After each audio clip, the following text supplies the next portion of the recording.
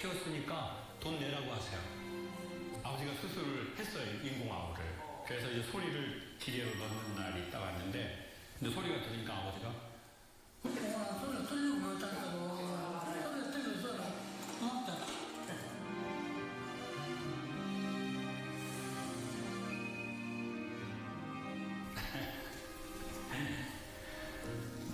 그 아버지가 돌아가셨네요. 아들의 강연을 한 번 정도 들으셨으면 좋았을 텐데, 아버지가 노동일 해서 아들은 성악을 했고, 아들의 목소리를, 아들의 노래를 아버지는 한 번도 못 듣고 돌아가셨네요.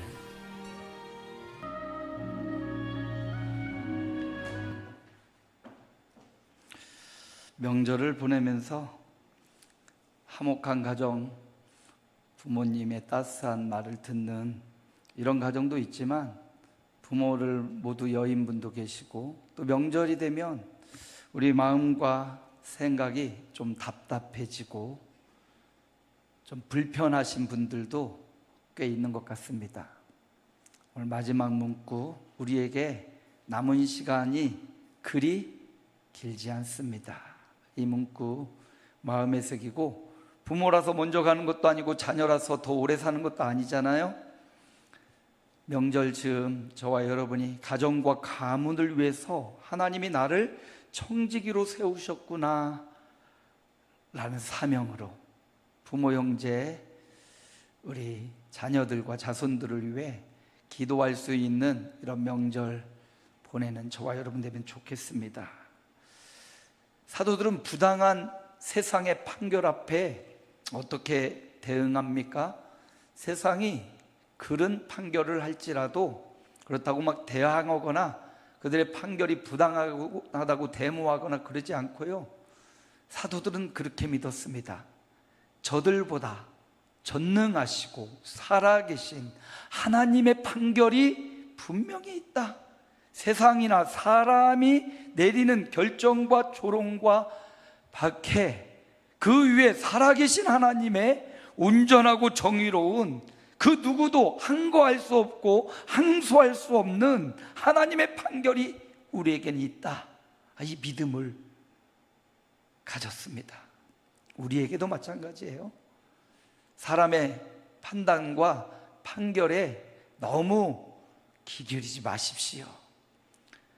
목사님도 그렇고 우리 성도님들도 그렇고, 우리는 어디에 귀를 기울여야 되냐? 하나님께, 하나님의 말씀하심에 귀를 기울이고 서로 그 하나님의 말씀 중심으로 살아가려고 애쓰고, 하나님의 판결이 마지막 주님 앞에 섰을 때 주님이 하시는 그 판결, 이게 최종 판결입니다. 사도들은 예수 그 이름을 기뻐했다고 했습니다. 자신들의 잘 나가고 막 기적과 표적이 일어나고 이럴 때만 예수 이름을 기뻐했던 게 아닙니다. 오히려 박해받고 핍박과 고난이 그들의 목전에 와 있는데, 그때도 예수 이름을 위하여 능력받기를 기뻐했다. 저와 여러분의 삶이 예수 이름을 기뻐하는, 어떤 삶의 나이와 어떤 삶의 현장 우리가 살고 있을지 다 제각각 다른데요, 바로 그 자리가 예수 이름을 기뻐하고 그런 자리가 되시기를 축복하고요, 저들은 세상이 엄금하고 엄중하게 말했지만 그들의 말을 듣지 않고 하나님의 말씀, 복음을 전하기를 멈추지 않았더라. 이 복음을 전하기를 멈추지 않은 것 너무 중요하죠.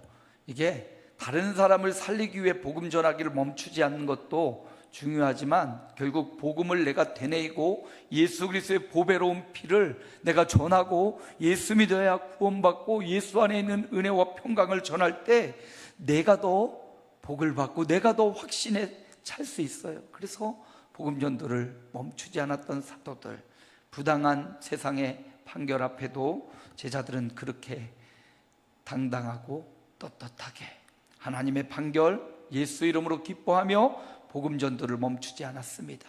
저와 여러분의 삶도 그리 되길 축복합니다. 이제 사도행전 6장으로 넘어갑니다. 사도행전 6장에는 주님의 제자들 중 몇몇 사람을 세워서 역할과 사명, 이거를 맡기는 말씀이 오늘 사도행전 6장 1절에서 6절입니다. 보통 이 7분을 7명의 집사라고 말하지요. 7 집사라는 표현은 본문에 명확히 나오지 않지만 사도행전 뒷부분에서 집사 중 하나라는 표현을 했고, 그리고 그들 세워진 그들 접대하고 대접하는 일을 맡겼다라는 말을 통해서 그 단어가 바로 섬기다, 봉사하다, 집사의 어원입니다. 그래서 그들을 집사라 이렇게 표현하고 있습니다. 오늘 사도들이 전체 제자들을 모아놓고 이 일을 결정하고 일꾼을 세웠어요. 이것 또한 주님이 제자들을 부르시고 12제자를 임명하신 것과 같이 제자들 또한, 사도들 또한 다 모아놓고 그들 가운데 함께 협력하고 역할을 맡아서 일할 수 있는 일꾼을 선발하십니다. 그래서 이것은 교회의 일꾼이라기보다는 주님의 일꾼이라는 사실. 저와 여러분이요, 교회의 일꾼이기도 하지만 우리는 주님의 일꾼입니다. 주님이 친히 제자들, 사도들을 세우셨고 또 수많은 제자가 있었듯이 초대교회도 다 모여서 그들 중에 일꾼을 세웠습니다. 오늘 주님의 일꾼은 어떤 사람들인지 오늘 말씀을 통해서 함께 나누기 원합니다. 주님의 일꾼은 바로 저와 여러분이에요. 어떤 직분을 맡아, 목사의 직분, 장로, 권사, 집사 이런 직분을 맡아서 일꾼이기도 하지만 이건 교회, 이 땅에 있는 교회에서 세우는 제도이고 하나님 앞에서 누구나 다 예수 그리스도를 영접하고 믿는 사람은 다 부인하고 싫어하고 원치 않을지라도 우리 다 주님의 일꾼이라는 사실. 교회 다니지 난 얼마 안 됐어요, 난 교회에 직분을 받지 못했어요, 이게 중요한 게 아니라 주님이 그를 만나 주시고 예수님을 믿게 하시고 그와 함께 하신다면 우리 모두는 주님의 일꾼이라는 사실. 그럼 초대교회 일꾼은, 주님의 일꾼을 어떻게 선별했는지, 주님의 일꾼은 누구인지 오늘 말씀을 통해서 한번 살펴봅니다. 주님의 일꾼은요, 오늘 말씀 1절 우리 함께 읽습니다. 그때 제자가 더 많아졌는데 헬라파 유대인들이 자기의 과부들이 매일의 구제에 빠짐으로 히브리파 사람을 원망하니. 주님의 일꾼들은 왜 세웠냐? 교회 안에 있는 크고 작은 문제 때문에 세워졌습니다. 초대교회 성도들이 점점 많아졌고요, 12사도로는 이 수많은 일들을 감당할 수 없어요. 특별히 한 부분인 이 구제에 있어서도 12명에서 이 일을 나누어서 감당해도 이게 쉽지가 않았다라는 걸 볼 수가 있습니다. 구제뿐만 아니라 각종 분야의 교회 성도들과 주님을 믿는 사람들이 많아졌는데 이 일을 감당할 사람들, 역할을 분담해서 해야 되는 이런 행정적 위기가 닥쳐왔습니다. 그 위기 앞에 어떤 사람들은 원망합니다. 왜 나에게 이런 일이, 왜 나는 이렇게 구제에 빠졌느냐고. 또 우리 쪽, 우리 가문, 또 우리 이방인, 또 헬라파 유대인들의 이 부모들, 과부들에게는 왜 이런 것들이 적게 주어지냐고. 교회 안에 이런 행정적인 오류가 일어나고 문제들이 일어납니다. 그런데 이 일 가운데 그들이 행한 일이 뭐냐면 원망했다라는 단어예요. 여러분, 이 원망했다라는 단어는 이스라엘 백성들이 출애굽하고 광야를 거닐면서 사용했던 그 단어가 초대교회도 그대로 사용됐어요. 또다시 교회 안에 원망이, 출애굽한 이스라엘 백성들이 원망했던 것처럼 원망하는 일들이 지금 초대교회에 일어난 겁니다. 어떻게 보면 출애굽한 성도들과 동일한 초대교회 성도들, 또 이런 모습들이 오늘날 교회에 함께 주의 일을 하는 우리에게도 언제든지 닥칠 수 있는 문제라는 거죠. 원망, 하나님이 이 원망을 굉장히 싫어하십니다. 그 원망에 굉장히 하나님이 민감하게 반응하시지요. 그래서 그들이 우리가 애굽으로 돌아가서 그냥 고기를 먹고 마늘 먹고 종살이에 쫓으니까 이러면 좋겠다. 하나님이 그들의 원망의 소리를 들으시고 그 밤에 만나와 메추라기를 예비해서 그들에게 내리시는 걸 볼 수가 있고요. 그리고 그들이 그 만나와 메추라기를 먹으면서 배불러서 막 할 때 하나님의 저주가 막 임하는 걸 볼 수가 있어요. 진노가 임해요. 여러분, 원망은 우리를 하나님의 저주 가운데로 가게 하는 아주 나쁜 것입니다. 나쁜 습관이에요. 근데 사람은 조금만 일이 힘들어지고 어려워지면 자꾸 입에서 원망이 나오기 시작합니다. 초대교회 성도들처럼 여러분, 이 원망을 조심하고 원망을 바꿔서 감사로 하나님, 잘 알지 못하지만 내 앞날, 내 현재의 삶 잘 알지 못하지만 선하신 하나님, 좋으신 하나님이 분명히 이유가 있습니다. 이유가 있을 것이라는 믿음으로 원망하지 말고 오히려 그 원망을 하나님의 뜻이 있음을 믿고 감사할 수 있는 감사로 바꾸시기를 축원합니다. 초대교회 이 원망하는 사람들을 위해서, 불평하는 사람들을 위해서 일꾼이 세워졌어요. 저들은요, 6절에 보니까 함께 읽습니다. 사도들 앞에 세우니 사도들이 기도하고 그들에게 안수하니라. 이들은 어디 다른 곳에서 데려온 사람들이 아니에요. 그래서 회사도 경영이 잘 어려우면 저 사회 이사를 초대해가지고 회사를 살리기도 하는데, 교회는 그렇지 않아요. 교회는 그 안에 있는, 그 초대교회 안에 들어와서 함께 먹고 함께 울고 함께 기도했던 그들 중에서 사람을 세웠습니다. 그리고 그 전통과 그 역사를 오늘까지 이어지고 있어요. 사도들이 예수 그리스도부터 세움받은 그들이 전체 모여서 회중들과 함께 일꾼을 세우자 해서 그들을 세우고, 그들이 7명을 구별하고 그들 가운데 안수하고, 사도들의 안수를 통해서 일꾼이 세워졌다는 걸 볼 수가 있습니다. 그런데 여기서 중요한 것, 일꾼이 세워졌는데 이 일꾼을 왜 세웠냐는 거예요. 근본적으로 왜 세웠습니까? 아까 원망의 문제를 해결하려고 세웠다고 했죠. 더 조금 구체적으로 보면 하나님이, 주님께서 왜 일꾼을 세웠냐? 교회를 세우라고 세우신 거예요. 일꾼은, 주님의 남녀 종들은 뭐 하라고? 교회를 허물어뜨리고 교회를 원망하라는 게 아니라 교회를 세우기 위해서, 어찌하든 교회의 대변인, 교회를 살리고 세우는 이 일을 위하여 일꾼이 세워졌다는 겁니다. 오늘 저와 여러분도 목사로, 또 장로로, 권사로, 안수집사, 집사, 성도로 하나님이 세우신 이유는 교회를 세우라고. 세우는 데에는요, 다른 게 없습니다. 주님이 마가복음에 이렇게 말씀하시죠. 내가 인자에 온 것은 섬김을 받으려 온 것이 아니라 도리어 섬기려 하고 많은 사람의 대속물로 주려 함이니라. 교회를 세우는 건 다른 게 없구나. 뭐예요? 섬김으로 세우는 겁니다. 희생과 헌신으로 세우는 거고요, 땀으로, 정성으로, 물질로 교회를 세워나가는 거예요. 여러분, 교회는 이런 건물이 아님을 다시 한번 명심하십시오. 우리 성도들이 교회잖아요.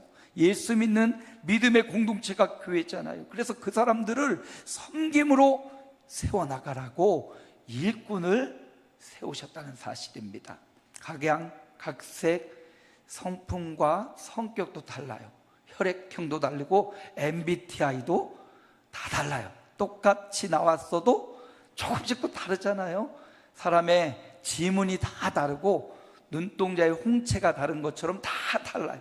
그럼에도 불구하고 그 다른 성도들이 함께 모여서 주님의 교회, 주님 머리 대신 주님 중심으로 서로를 세워나가도록 하나님이 일꾼을 세우셨다는 겁니다. 근데 목사님, 난 너무 일이 버거워요. 너무 힘들어요. 우리 이제 찬양팀들도 있고, 우리 성가대 찬양팀이 어떻게 보면 이른 아침부터 가장 늦게까지 헌신하고 봉사하고, 이것도 그냥 합니까? 맞춰야 되고, 서로 또 하모니를 맞추고, 또 미리사 콘티를 짜서 숙지하고.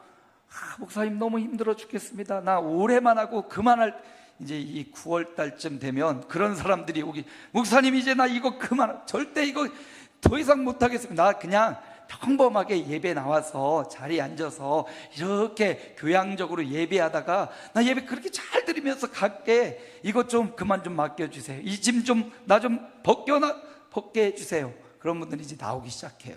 근데 여러분, 제가 20년 넘게 교육자 생활하는데 그런 사람 그렇게 해주면 신앙생활 잘하는 사람 100명 중에 1명이 나올까 말까예요. 그 짐 벗어버리면요 편하고 즐거울 것 같은데 더 세상적으로 가고, 주님 앞에 갈 때 더 상 받을 일 없어지고요. 그런다니까요. 경험에 의하면 그래요. 대부분이 그래요. 아, 지금 내가 힘들지만, 정말 감당하기 버겁버겁하지만, 그거 오늘 올해 안에 또 이렇게 잘 감당해내면 하나님이 그에게 주신 은혜와 축복이 더할 줄로 믿습니다. 교회를 세우라고. 어떻게? 섬김으로 세워가라. 근데 그 섬김을, 우리가 섬김을 받는 입장이 돼서 그를 너무 당연한 것으로 여기면 안 돼요.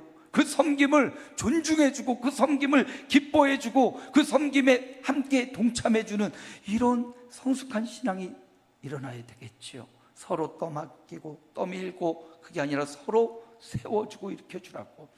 섬김을 통해서 주님의 교회는 세워져 가고, 일꾼들을 통해서 주님의 교회는 더 든든히 세워집니다. 사도들이 그들 앞에 안수하고, 어떻게 보면 안수는 축복이기도 하지만요, 안수는 역할을 분배하는 것이기도 해요.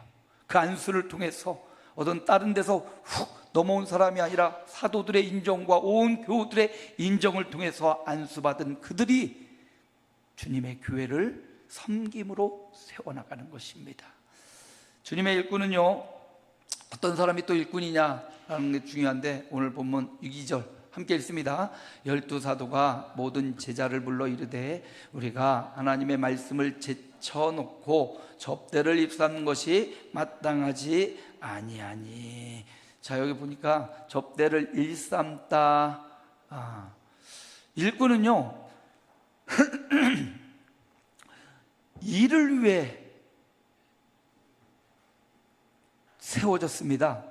누구의 일? 주님의 일. 근데 그 주님의 일에도 여러 가지 분야가 다르다는 것을 알 수 있어요. 그래서 사도들은 4절 말씀해 보니 함께 봅니다. 우리는 오로지 기도하는 일과 말씀 사역에 힘쓰리라.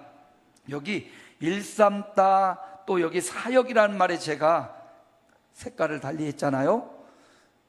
7 일꾼으로 세워진 사람이 세워져서 공개하고 구제하는 사역, 그 일을 했고요. 제자들은, 사도들은 기도하는 일과 말씀 사역에, 여기 일삼다라는 단어와 사역이라는 단어가 동일한 단어예요. 이게 집사의 어원인 디아코노스, 디아코니아, 이 말입니다. 디아코니아라는 말은 섬기다, 봉사하다, 시중들다, 종이되다. 그러니까 집사라는 이름의 어원의 명칭은 시중드는 사람, 섬기는 사람, 봉사하는 사람. 근데 그 봉사를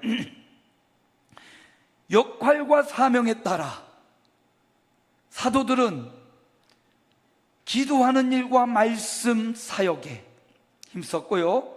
세워진 7명의 일꾼들은 히브리파, 헬라파 그들을 돕고 구제하는 일에, 또 교회 안에 이루어지는 금전적인 재정적인 일에 저들은 똑같은 사역에 봉사하고 힘썼다라는 것입니다. 여기는요, 말씀 사역과 기도하는 일만 중요해, 아니 구제하고 봉사하고 성도들을 세운 일만, 그렇게 말하지 않아요. 동일한 사역이라고 말하고 있다는 거죠. 제가 여기서, 저는 사도는 아니지만 사도적 전통성을 이어 하나님의 말씀을 전달하는 자로 세워져 있어요. 제가 여기서 말씀을 전달하고 말씀을 선포하는 사역이나, 여러분이 주방에서 교회 성도들을 위해서 맛있게 정성껏 담아서 주방 사역을 하는 것 또한 똑같은 사역이란 단어로 봉사와 섬김으로 쓰인다는 사실을 본문 말씀에서 찾을 수 있어요. 그렇다고 여기 지금 7명의 일꾼이 세워졌는데 그들이 끝까지 거기 교회에서 그 사역만 했느냐? 그렇지 않아요. 뒤에 보면 스데반, 빌립 같은 일꾼들은 그렇게 교회 안에서 그런 일을 하다가 자신들에게 맡겨진 또 말씀의 사역에 나아가서, 스데반은 공회 앞에 잡혀가서 예수 그리스도를 증언하고 말씀을 전하는 일을 하고, 빌립은 또 저 사마리아까지 가서, 그리고 저 인도에까지 가서 복음을 전하는 말씀 사역을 했어요. 그래서 그들이 어떻게 보면 처음에는 교회 안의 행정이나 이런 일들을 보다가 그들도 하나님의 말씀에 부르심을 받아 또 그 소명과 사명을 따라 나가서 전도자로, 사역자로 쓰임받는 것을 우리가 볼 수가 있습니다. 그러니까 하나님이 주신 소명과 사명을 따라 하나님이 주신 주님의 일을 섬기고 봉사하는 자로 세워져야 된다라는 것을 우리에게 말해주는 겁니다. 오늘 저와 여러분이 교회 안에서 말씀을 전하는 자의 사역도 있고, 또 교회 성도들을 돌아보고 치리하는 장로님들의 사역이 있고, 권사님들처럼 교회를 위해 기도하고 권면하고 성도들, 연약한 성도들을 찾아가서 그들을 믿음으로 교회를 세우는 일을 하는 분들도 있고, 집사님들처럼 교회의 어떤 행정적이고 여러 가지 봉사의 자리에 가서 봉사하시는 분들도 있고, 맡겨진 소명과 사명을 따라 질서 있게 그들의 역할을 잘 감당하라고 주님이 일꾼을 세우셨습니다. 그러니까 우리가 소명을 먼저 확인해야 돼요. 하나님이 나를 부르신 확실한 소명, 하나님이 여러분을 어떻게, 무엇을 통해서 여러분을 넌 내 사람이야, 넌 나의 백성이야, 이런 인격적인 만남이 필요합니다. 하나님을 만나는 인격적인 만남, 그 만남을 통해서 하나님이 왜 그를 하나님의 사람, 하나님의 백성으로 삼으셨습니까? 무언가 주님의 맡기실 일이 있기 때문이에요. 맡기실 사역이 있기 때문입니다.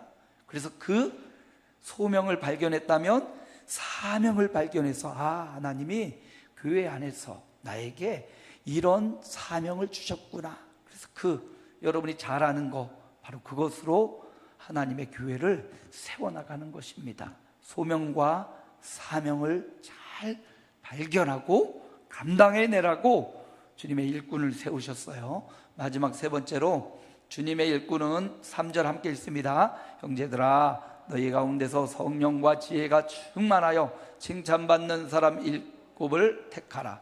우리가 이 일을 그들에게 맡기고, 누가 일꾼으로 선별됐나 봤더니 성령과 지혜가 충만하여 칭찬받는 사람이었다, 이렇게 말해주죠.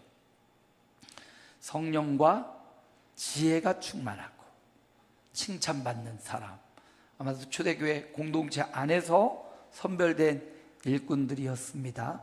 또 5절에도 이렇게 나와요. 함께 읽습니다. 5절입니다. 온 무리가 이 말을 기뻐하여 믿음과 성령이 충만한 사람, 스데반과 또 빌립과 프로고로와 니가노르와 디몬과 바메나와 유대교에 입교했던 안디옥 사람 니골라를 택하여, 이렇게 택하고 사도들이 안수하여 일꾼을 세웠습니다. 자, 누가 일꾼입니까? 믿음과 성령이 충만한 사람, 믿음과 성령이 충만한 사람. 근데 여러분, 믿음과 성령이 충만하다, 이거는요 완료 시제가 아니에요. 이미 믿음과 성령이 충만해, 여기서 끝나는 게 아니라 지속을 의미해요. 유지와 지속이 중요합니다. 믿음과 성령과 지혜가 유지되고 지속되는 사람, 바로 그가 일꾼으로 쓰임받는 겁니다. 주님의 일꾼으로. 그래서 누구든지 믿음과 성령이 충만했다가도 또 떨어지기도 하고 막 낙심하기도 하고 힘들어하기도 해요. 그러다가도 다시 정신을 차리고 믿음과 성령으로 충만해야지 해서 그 믿음과 성령 충만을 유지하고 지속하려는 사람. 많은 사람들이 여기 유대교에 입교했던 안디옥 사람 니골라, 이 사람을 초대 교부들은 요한계시록에서 니골라당을 만들었던 사람이라 이렇게 해석하는 분들이 계십니다. 근거가 있어요. 그는 초대교회 일꾼으로 선별된 특별한 사람이었지만 믿음과 성령 충만을 유지하지 못하고 지속하지 못하니까 뭐로 빠져요? 이단으로 빠지고 오히려 교회를 허무는 자가 되고 오히려 성령 경험했던 그 사람이 타락하니까 오히려 더 교회를 박해하고 핍박하고 어지럽히는 사람이 되었다. 아, 일꾼은 어떤 완벽한 사람, 똑똑한 사람, 공부 많이 한 사람이 아니라 믿음 있고 성령 충만을 지속하려고 유지하고 애쓰는 그 사람이 일꾼이 되었구나. 그거 잘 유지하지 못하니까 니골라처럼 이런 안타까운 일이 벌어졌던 거예요. 그래서 여러분, 목사, 장로, 권사, 집사 뭐 이렇게 교회 안에 직급이 있는 것처럼 보이지만 이 직급은요 높낮이가 아닙니다. 상하관계가 아니에요. 더 잘 섬기라고, 주님의 교회를 세우기 위해 섬기라고 하나님이 주신 직분입니다. 맡은 역할들은 좀 분배가 필요하죠. 목사는 목사로서 말씀 기도에 집중하고 또 이 일을 위해서 묵상하고, 하나님이 우리 성도들에게 요번 한 주간 이정표와 같은 말씀, 어떤 말씀을 주실까 부지런히 말씀을 묵상하고 연구하고 또 전달해야 될 역할과 책임이 있고요.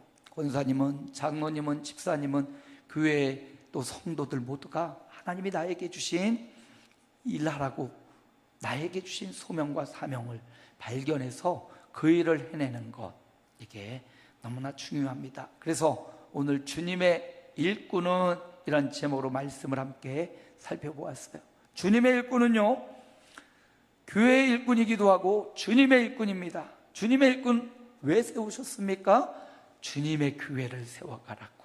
몸된 주님의 교회를, 우리 아름다운 교회 공동체를 통하여 주님의 교회를 세우라고. 주님이 그러셨던 것처럼 어떻게? 섬김으로 세워가라고. 한 사람 한 사람을 섬기는, 집사의 어원처럼 봉사하고 시중드는 것처럼 섬기라고 일꾼을 세워주셨어요. 두 번째, 소명과 사명을 발견해서 잘 감당해내라고. 저마다 소명과 사명이 있어요. 처음에 이렇게 집사님들로 일꾼으로 선별된 그들이 이제 말씀의 사역자로 또 나가잖아요. 또 그들에게 주신 이 기도와, 이들이 뭐 행정적인 일만 했다고 말씀을 묵상하거나 기도하는 일을 소홀히 했다고 말할 수 없어요. 두 가지를 같이 하나님의 말씀을 잘 묵상하면서 또 그 말씀 복음을 전하는 소명과 사명을 감당하라고 세우셨습니다. 모든 성도들은 소명이 있고 사명이 있어요. 소명은 하나님의 부르심이라면, 사명은 불렀으니까 부르신 그를 보내서 주님의 일을 하라고 주신 것이 바로 사명이에요. 그래서 소명과 사명의 부분을 분명히 해서, 그거 우리 교회에서 하나님이 나에게 이거 잘 감당하라고 나를 불러주셨구나. 그래서 여러분에게 맡겨주신 소명과 사명을 잘 감당하라고 일꾼으로 세우셨고요. 세 번째, 믿음과 성령으로 충만하라고. 믿음과 성령으로 충만하라고. 이거는 완료형이 아니에요. 계속 유지, 존속해야 될 것. 그러려면 어떻게 해야 돼요? 하나님 앞에 기도해야 돼요. 내 힘으로 안 되거든요. 내 힘으로 감당할 수 없습니다. 목사의 사역도 제 힘으로 감당이 안 돼요. 그래서 기도하는 거예요. 그래서 하나님 앞에 도우심을 구하고, 그래서 하나님 앞에 엎드리는 것입니다. 모든 성도들도 마찬가지예요. 목사에게만 주신 게 아니에요. 모든 성도, 성도라는 이름이 존귀한 이름이라고 했고요. 그 성도들 가운데 하나님이 또 교회를 견실히 섬기라고 직분을 주신 거잖아요. 모든 성도들은 믿음과 성령으로 충만해야 될 이유가 충분합니다.